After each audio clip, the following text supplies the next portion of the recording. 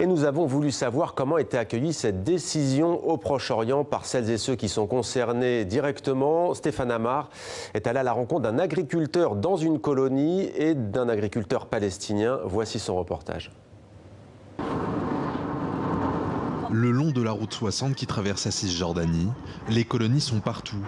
On les reconnaît à leur toit en tuiles rouges.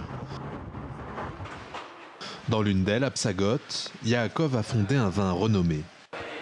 Là, vous avez du Cabernet Franc, du Merlot, ça dépend des propriétés du baril. La Cour de justice européenne vient d'imposer que ces bouteilles porteront l'étiquette « Produit » dans les colonies israéliennes. Ça rappelle aux gens ce que l'Europe a fait aux Juifs il y a à peu près 70 ans. À l'époque, qu'est-ce qu'ils ont dit? Si un magasin est tenu par un Juif, on va juste mettre une étoile de David, juste pour qu'on sache qu'il est Juif. Quel est le problème? Comme le dit la Cour, c'est de l'information pour le consommateur, on se moque de nous.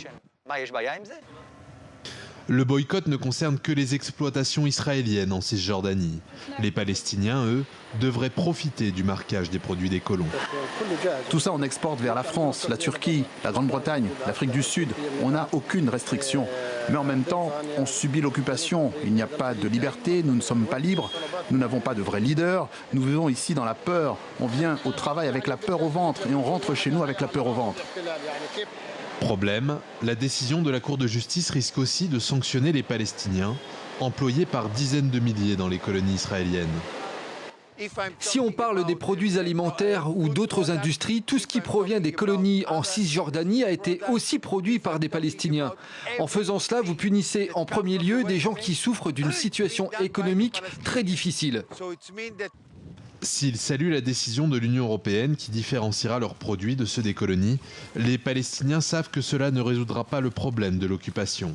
En septembre dernier, Benyamin Netanyahou, le Premier ministre israélien, a réaffirmé sa volonté d'annexer la vallée du Jourdain.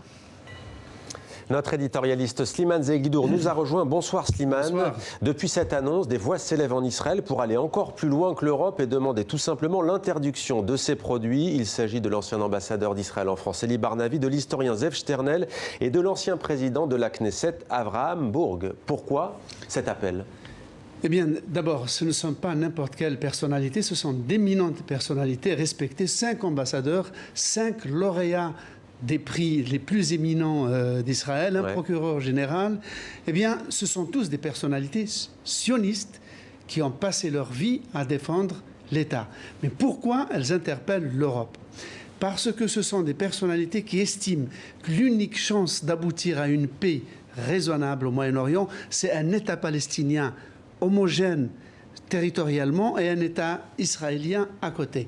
Ils estiment que l'occupation, outre le fait, et je les cite, qu'elle soit une violation flagrante du droit international, est une source de violation permanente des droits des Palestiniens au quotidien, mais aussi que l'occupation corrompt les Israéliens eux-mêmes, car dominer un autre peuple, ça vous mine de l'intérieur. Voilà, en fait, c'est une réaction. Il voudrait que l'Union européenne non seulement sanctionne, étiquette les produits qui viennent des territoires occupés, mais qu'elle les bannisse parce qu'en continuant de les importer, en les étiquetant seulement, disent-ils, l'Europe continue de subventionner indirectement l'occupation. Merci Slimane pour ce décryptage.